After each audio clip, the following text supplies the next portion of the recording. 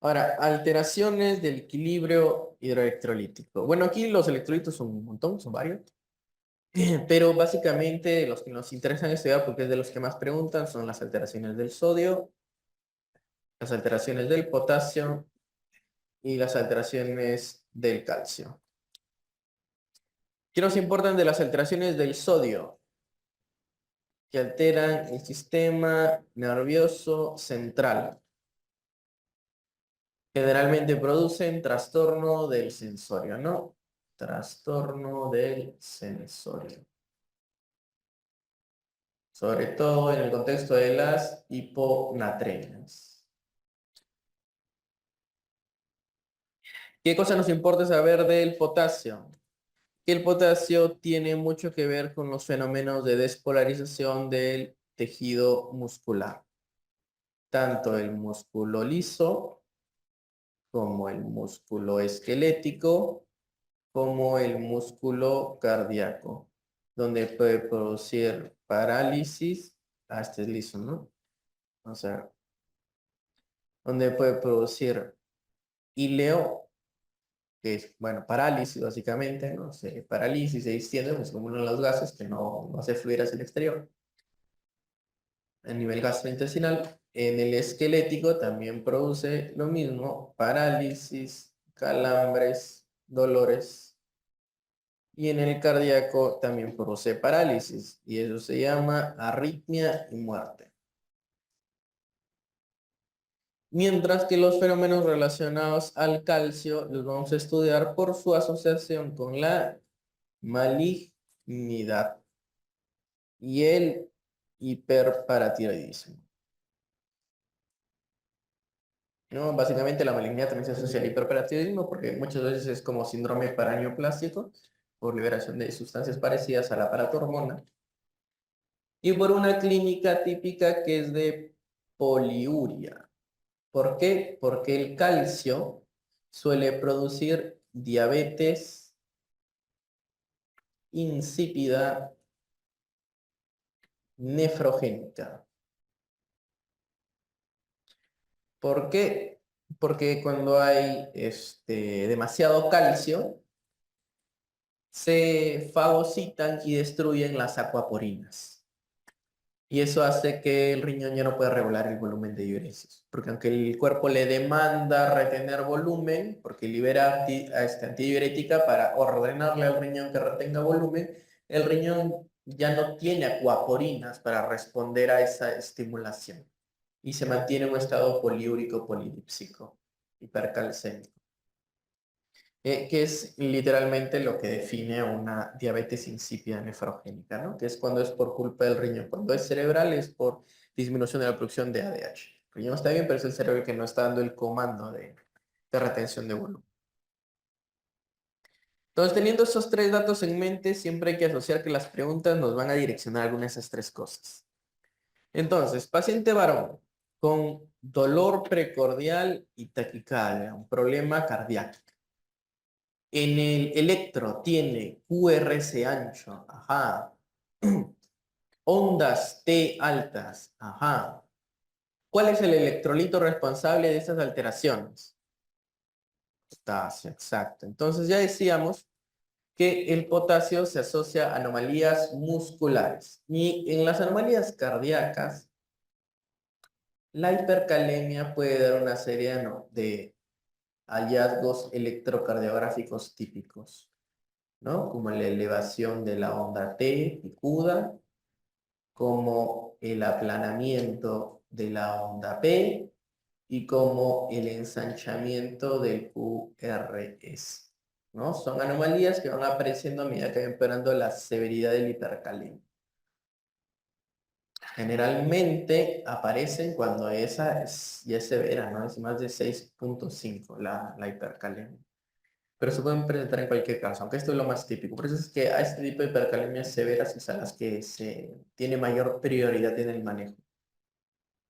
Por el contrario, la disminución del potasio da origen a otras alteraciones típicas como la aparición de las ondas U, ¿no? Que son básicamente un desdoblamiento. Tenemos QRS, y lo que debería ser la onda T se desdobla en otra onda. Esta duplicidad es lo que se denomina onda U. Por el contrario, otras anomalías relacionadas a iones con la actividad cardíaca también son las relacionadas al calcio. El calcio está muy relacionado con los fenómenos de despolarización cardíaca.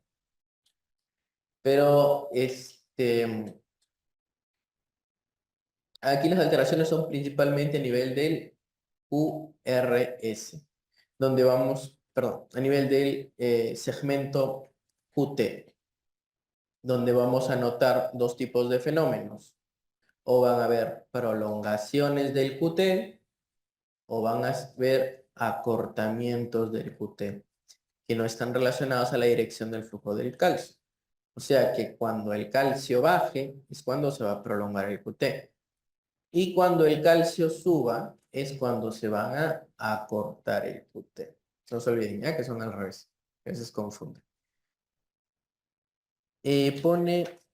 Vamos a ver, mujer de 60 años, diabética, sin control regular, es llevada de emergencia por cursar con debilidad muscular. Ajá. Dice, disminución en la fuerza muscular en miembros inferiores. Dice, ondas T picudas. Ajá. Prolongación del PR. Ujú. Ensanchamiento del QRS. ¿Cuál es el trastorno electrolítico relacionado? Otra vez estamos hablando de la hipercalemia. ¿Ok? ¿Qué más tenemos? Varón de 60 años con falla cardíaca y diabetes. Presenta falla renal aguda. O sea, riesgo de trastorno hidroelectrolítico. Presenta T picudas. Ajá. Prolongación del PR. Ajá. Ensanchamiento del QT. ¿Cuál es el manejo inicial para estabilizar el miocardio? No para manejar la hipercalemia. Recuerden, los abordajes de hipercalemia tienen varios enfoques. Primero, salvar la emergencia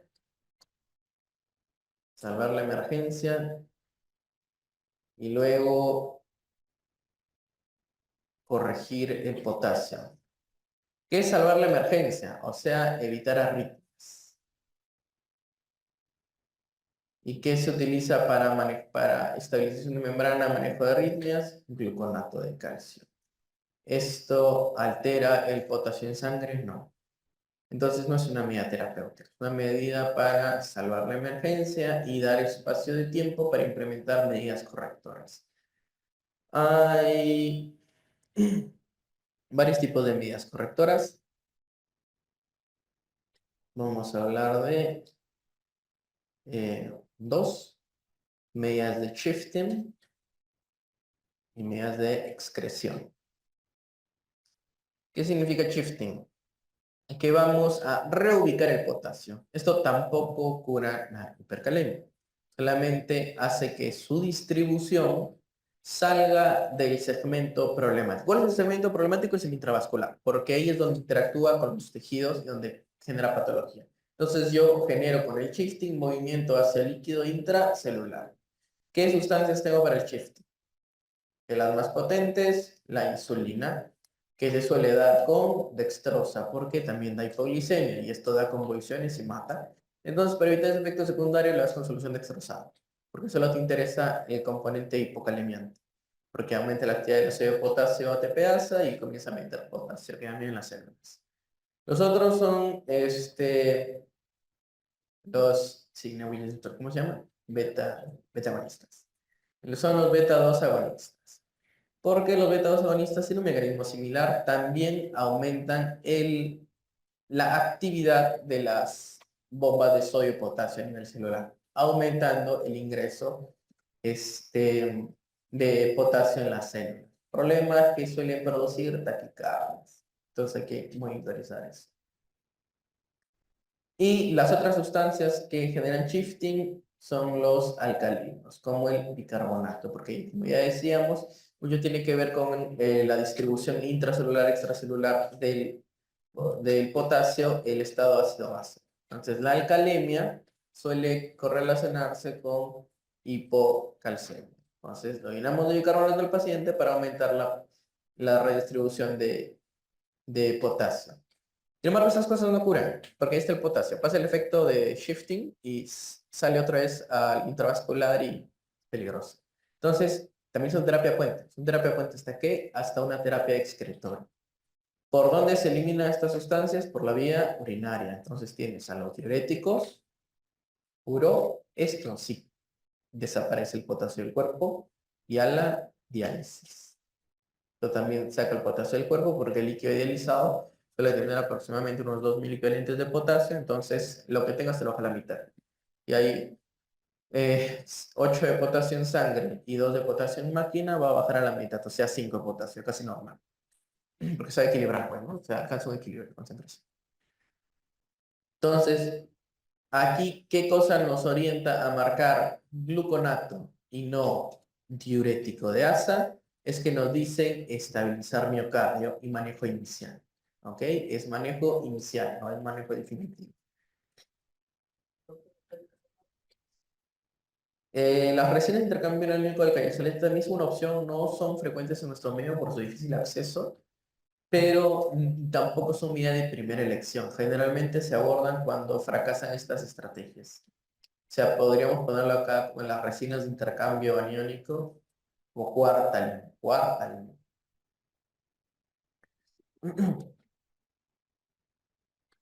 Dice, mujer de 45 años es llevada a emergencia por disnea y dolor torácico. Presenta, mientras se encontraba en sesión de hemodiálisis, mientras está en hemodiálisis, el paciente está con hipertensión, frecuencia cardíaca del límite inferior, QRS ancho, onda P sinusoidal, que es lo peor que te puede dar una hipercalemia. Y una hipercalemia severa en un laboratorio, el tratamiento inicial más indicado, otra vez la palabra clave es inicial, sobre todo porque ya hay síntomas cardíacos, anomalías eléctricas, es el gluconato. Acuérdense la palabra clave, ¿ya? Que les pueden iniciar. Cuando se refiere a inicial y hay una urgencia cardíaca, generalmente te están preguntando por qué marcas gluconato. Cuando se refiere a un manejo final de la patología, se refieren a las estrategias de shifting o de excreción. Dice, varón de 25 años. Varón de 25 años, turista, estuvo perdido 2 días en el desierto de Paracas. Ay, caramba. 2 días en el desierto de Paracas. En presión endocúbico en el límite inferior.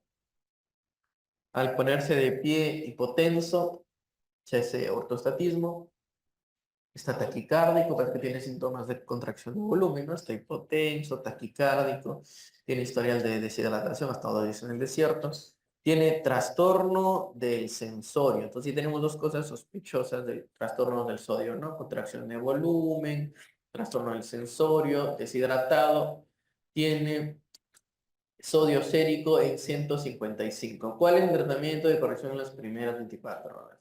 Ok, entonces, hipernatremias. Entonces, el manejo del sodio va pues según sea una hiponatremia, vamos a ponerlo así, según sea una hipernatremia o según sea una hiponatremia. La hipernatremia es más fácil, porque si está con sodio alto, ¿qué le das? Soluciones hiposmolares, pues, o ¿no? Con sodio bajo. En la hiponatremia es un poco más complicada porque hay que estudiar el tema de volumen, ¿no? Ahí vienen los clásicos algoritmos para determinar si tu hiponatremia verdadera o de osmolaridad baja, no menor a 280, 275 miliosmoles, tiene un perfil de hipervolemia, euvolemia e hipovolemia. Cuando el paciente está hipervolémico es porque obviamente hay que manejarlo disminuyendo el volumen, con diuréticos, ¿no? Porque por eso está bajo el sodio, porque se ha diluido en tal. En cambio, cuando el paciente está hipovolémico, hay que reponer volumen. Generalmente con solución, como tu paciente está hipotónico, porque está con osmolaridad baja, le das una solución hipertónica. ¿Qué tipo de solución hipertónica le das? Solución salina fisiológica, porque si la solución salina fisiológica tiene 154 mil equivalentes, que son más de 300 miliosmoles de concentración. O sea que si tu fisiología normal es de 280 a 295, sí, más de 300 es hipertónica, es una solución hipertónica, la solución salina. Y si el paciente está euvolémico, que se suele estudiar en los pacientes con SIAD o con hipotiroidismo, aquí lo que se suele manejar es la restricción de volumen para darle tiempo al cuerpo a regular los líquidos o a aplicar algunas medidas como diuréticos para favorecer la deshidratación y que otra vez se hemoconcentre. Entonces, si estamos ante una hipernatremia, ¿qué queremos darle? Algo con osmolaridad baja. Si se considera que una solución al 1 normal, sea un sodio al 0,9, es la normalidad, entonces todas las soluciones por debajo de esto se consideran hipotónicas, como las soluciones al medio normal, que son las soluciones al 45, por ejemplo, o las soluciones dextrosadas, por ejemplo, o el agua libre, por ejemplo, ¿no? Soluciones dextrosadas, agua libre, todas estas soluciones hipotónicas son parte del manejo de la hipernatremia. Ahí no hay demasiados. Bien. En un paciente con cetoacidosis severa que tiene, claro, ya ves, que tiene hiponatremia severa. Tú me dices qué es prioridad tratar. Y ya, yo entiendo que cuando tienes un paciente con cetoacidosis, el manejo está orientado a hidratar y responder insulina. Y cuando el paciente está con hiponatremia, el tratamiento está dedicado a hidratar. Ya, ¿qué tipo de hiponatremia da la hiperglicemia? Exacto. Entonces, las pseudohiponatremias tienen otro tipo de manejo, que están orientadas a manejar la causa de fondo. Manejar la hiperglicemia, manejar la hiperproteinemia, manejar la hiperlipidemia.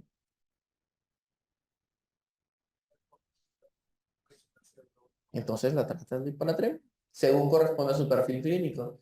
Euvolémico, hipervolémico, no normolémico. No tienen por qué chocar los tratamientos.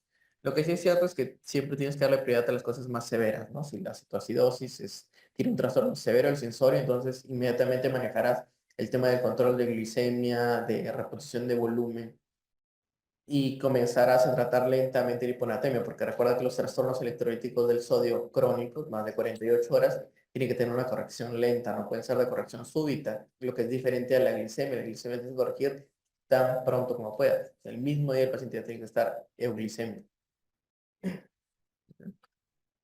Pone, paciente mujer de 29 años, que acude a urgencias con cansancio, debilidad muscular, síntomas musculares, ¿no? Debilidad muscular y calambres. Durante estos últimos 5 días ha perdido 8 kilos de peso, wow, en 3 semanas. Está hipotensa y taquicárdica. Bueno, como veíamos revisando, ¿dónde está? Aquí está. Tenemos a una mujer de 29 años que acude a urgencias por cansancio, debilidad muscular, calambres, síntomas musculares, con varios días de evolución.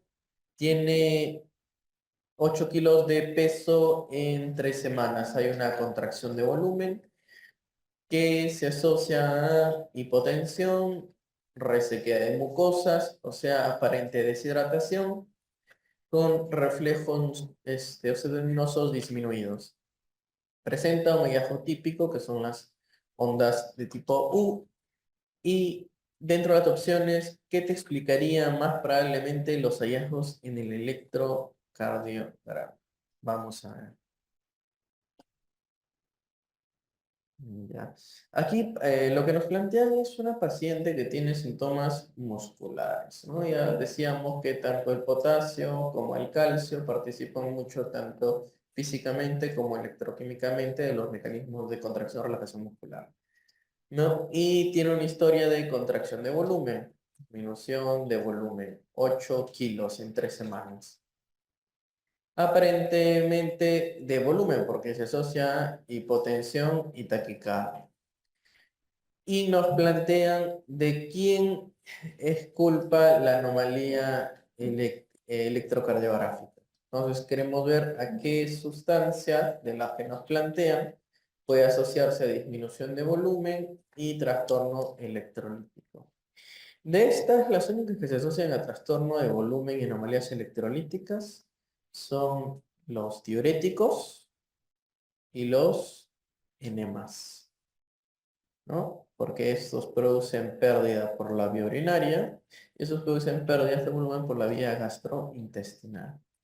Sin embargo, este tipo de diuréticos son ahorradores de potasio, ¿cierto? Y ya veíamos que las anomalías del potasio relacionadas a las ondas U deben principalmente a la hipocalemia, no a la hipercalemia. Por otro lado, el polietilenglicol, que es un fármaco de uso bioral, se caracteriza por el aumento de volumen gastrointestinal, diarreas, y las diarreas en que son ricas en potasio. Además, produce contracción de volumen, y la contracción de volumen ya sabemos que activa el sistema renina-angiotensina-aldosterona. ¿Por qué es famosa la aldosterona? Por excretar potasio. Es la razón. Entonces, de estas opciones, la que cuadra más será el uso de polietilenglicol. Tenemos también, en casa, una mujer, 65 años, de emergencia, con síntomas neurológicos, letargia, confusión de 2 días, que además tiene síndrome polidípsico poliúrico, ¿ok? Al examen, presión del límite inferior, bradicárdica, está deshidratada y tiene una masa. Esto es curioso, que planteen una masa. Más curiosa porque suelen plantearse en el contexto de síndromes paraneoplásicos en mama derecha. Fuerza, otra vez síntomas musculares, fuerza muscular disminuida e hiporreflexia. ¿Qué trastorno hidroelectrolítico explican estos hallazgos? Vamos a ver.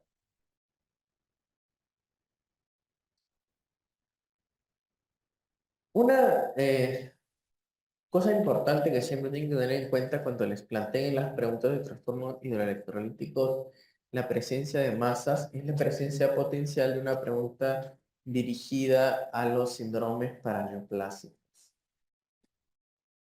Sí, porque en las preguntas siempre ponen datos, los datos necesarios para que tú consolides una idea consentida. Entonces, siempre es necesario para plantear cualquier síndrome paraneoplásico una neoplasia, ¿no? Una masa. Y el síndrome paraneoplásico que más suelen abordar es la hipercalcemia maligna, ¿no? Ese es el paraneoplásico que más frecuente suelen preguntar. Ahora, la hipercalcemia maligna se asocia por presentar trastorno del sensorio más síndrome polidípsico poliúrico. Ya comentábamos que el síndrome polípsico poliúrico de la hipercalcemia es por diabetes insípida nefrogénica, ¿no? Porque el calcio aumenta la fagocitosis de las acuaporinas. Y su neoplasia, pues, ¿no? Entonces, esta triada, presentar neoplasia, trastorno del sensorio y un síndrome polípsico polírico, debe hacerles pensar en una hipercalcemia maligna en el contexto de un síndrome paraneoplasia. Es por eso que esta pregunta maneja como opción más probable la hipercalcemia. Aquí el dato clave es la presencia de una masa. Siempre hay uno o que otro detalle en particular en las preguntas que direcciona la orientación de la pregunta. Tienes aquí el caso de un paciente varón que presenta en emergencia con anuria desde hace 3 días, riesgo de falla renal, debilidad y bradicardia, alteración muscular. ¿Mm? Se realiza electro y tiene Ts elevadas que se correlacionan con las anomalías del potasio, falla renal con hiperazodemia. ¿Cuál es el primer paso apropiado? El primer paso o su símil, manejo inicial. Ya hemos dicho que en el manejo de los trastornos del potasio tenemos lo que salva la emergencia, que son el gluconato de calcio, que siempre lo preguntan con la palabra clave inicial, y todas las opciones para eliminar potasio, ¿no? Tanto shifting como excreción. Shifting, insulina, beta-2 agonistas, bicarbonato, excretores, los renales, como los diuréticos, los gastrointestinales, como el Kayexalate, y los extracorpóreos, como la diálisis. Entonces aquí, al hacerte la pregunta de inicial, no se refiere a ninguno de los mecanismos de pérdida de excreción, y no se refiere a lo de estabilización de membrana. El método óptimo El método óptimo para reducir los niveles de potasio orgánico en estadios. Ahora, ¿cuál es la palabra clave? Método óptimo. No te está hablando del método inicial, el primero, no. Aquí ya no te está hablando del gluconato de calcio. Aquí te está hablando de los métodos para disminuir el potasio. Y tenemos dos, los de shifting y los de excreción. ¿Cuál es el óptimo? Los de excreción. Entonces, beta-2 agonista, shifting. Bicarbonato, shifting. Insulina, shifting. Infusión de calcio, nada tiene que ver. El único que excreta aquí es el Kayexalate. ¿Qué más te preguntan? Dice, paciente de 27 años que acude a emergencia por presentar súbitamente parestesia súbita muscular, con dificultad de la marcha. Antecedente es repetitivo. Ya las parestesias repetitivas, ocasionales, siempre hacen sospechar de las parálisis hipopotasémicas familiares, ¿no? Que remite luego de tratamiento. ¿Qué electrolito está asociado? Bueno, ya mencionamos la patología típica que se caracteriza por pérdidas súbitas de la fuerza muscular, que es de carácter hereditario en pacientes jóvenes, es la hipopotasemia familiar, la parálisis hipopotasémica familiar. En pacientes con insuficiencia renal crónica, ¿cuál de los siguientes hallazgos es indicación de diálisis de emergencia? Entonces ya decíamos, diálisis de emergencia, A, E, I, O, U. Acidosis severa, no alcalosis. Electrolitos, sobre todo hipercalemia severa, ok. Intoxicaciones, ninguno de estos es un tóxico. Overload o sobrecarga de volumen, insuficiencia respiratoria, derrame pleural no es considerado una indicación de diálisis, porque lo que se trata el tipo de patología pulmonar que produce la sobrecarga de volumen no es el derrame pleural, que sí tienen los pacientes, sino es el edema intersticial. O sea, los pacientes de congestión hacen edema intersticial. Con el tiempo esto también deviene en un derrame pleural, pero no es lo típico. Y la uremia, ¿no? Entonces, hablamos de encefalopatía pericarditis urémica. Entonces, derrame pleural, esto no es el mecanismo de Overload. La alcalosis no es acidosis, la hiponatremia no es uno de los criterios. Y la hipoxemia tampoco, a menos que sea de etiología de insuficiencia respiratoria. La única que está incluida dentro de los criterios de diálisis de emergencia es la hipercalemia severa, que además tiene que ser refractaria al tratamiento. Mujer de 32 años con discusión con esposo. Ingiere veneno de rata con fluoruro sódico. Presenta dolor abdominal y trastorno del sensorio. Presión normal, frecuencia normal, saturación baja. Dice, tienen el electro, bradicardia. ¿Cuál es el trastorno hidroelectrolítico que se produce? Bueno, vamos a ver. Aquí es una pregunta donde te asocian dos cosas. Una intoxicación con veneno de rata y una bradicardia. Aquí vamos a ver que las intoxicaciones por veneno de rata, que no son preguntas frecuentes, por cierto, por suerte, de veneno de rata se asocian al uso de humarínicos u otros, como el fluoruro sódico.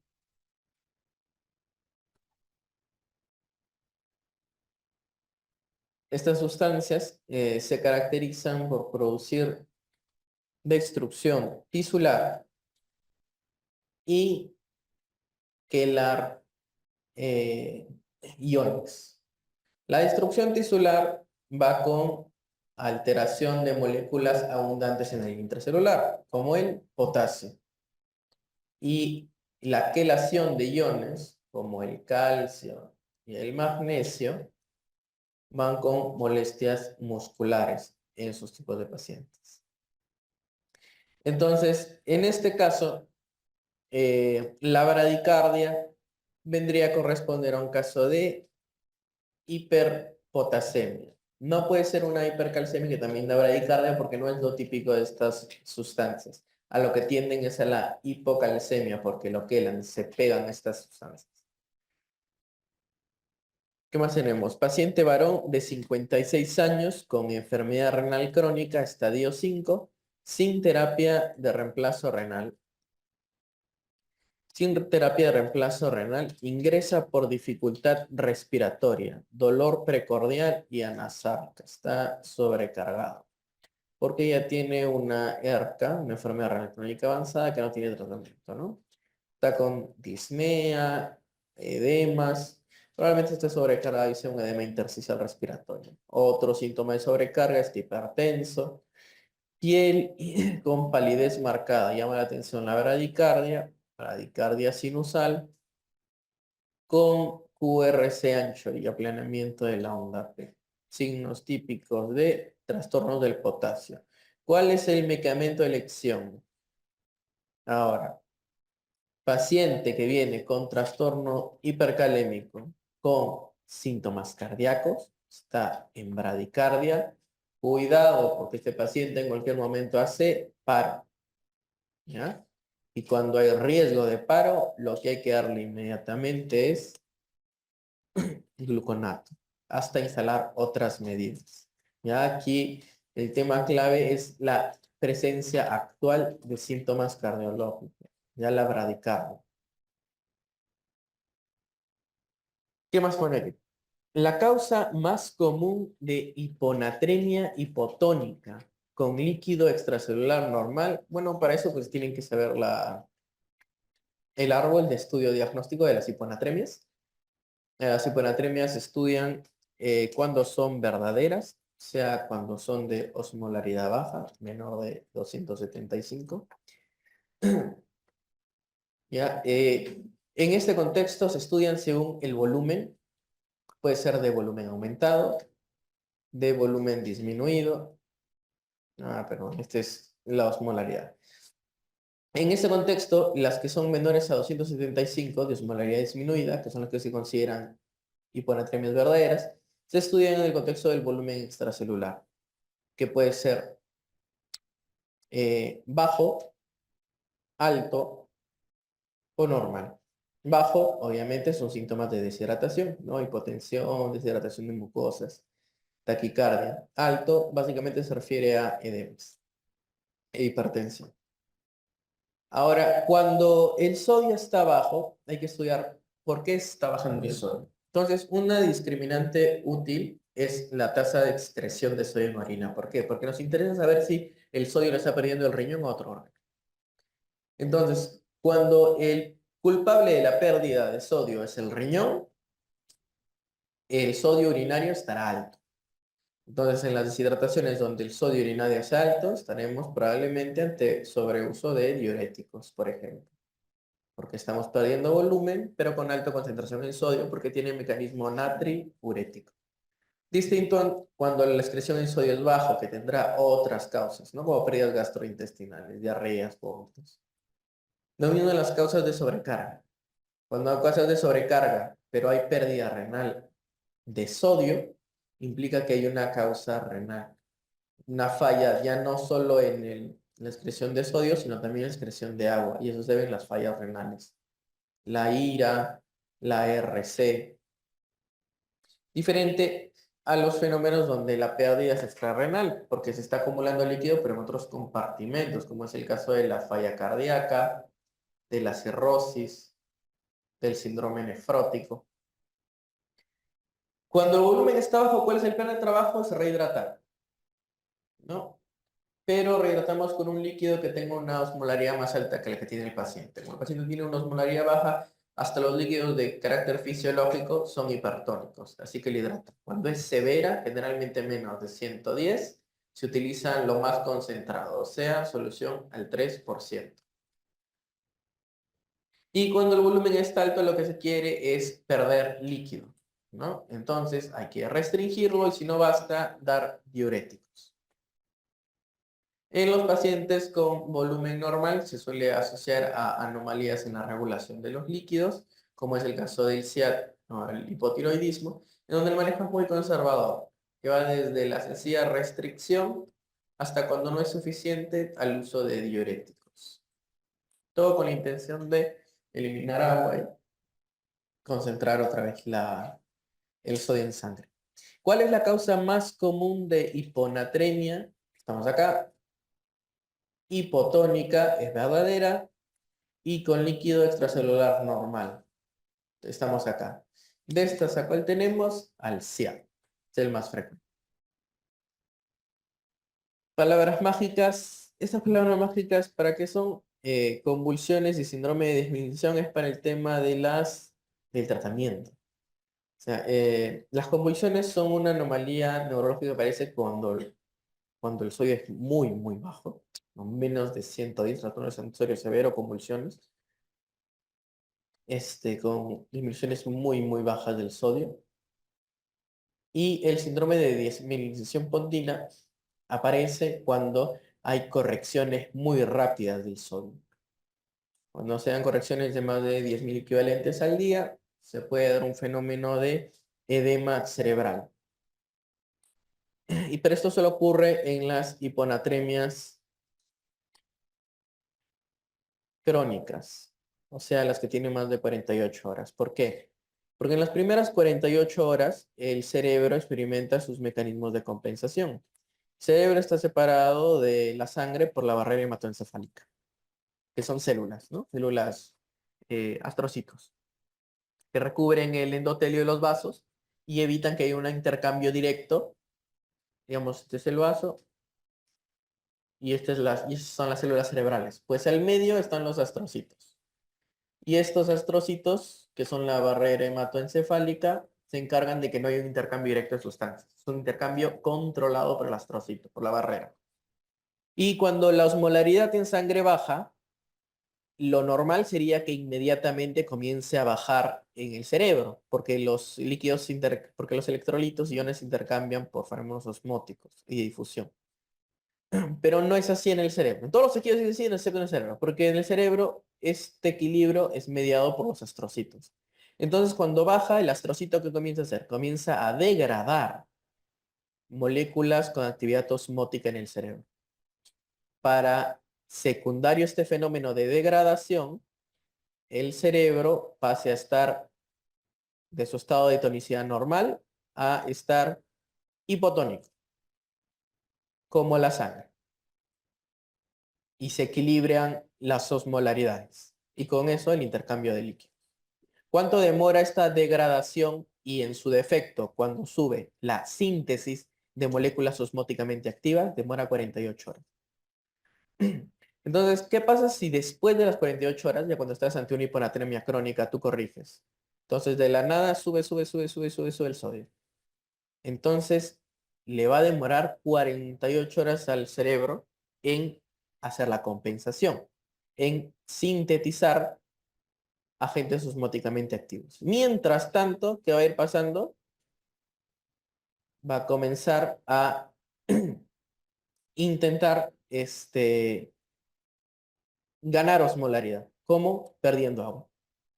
El cerebro se va a deshidratar para diluir el vascular y equilibrar las molaridades, y eso lo va a llevar a crenarse, a romperse, a destruir el tejido mielinizante. Este fenómeno de secundario al desequilibrio de osmolaridades solo se da en las patologías crónicas. Por eso las correcciones de hiponatremias agudas de menos de 48 horas no tienen riesgo de síndrome de disminución. Ahí sí puedes corregir más de 10.000 equivalentes, porque todavía el cerebro está con la misma osmolaridad que antes.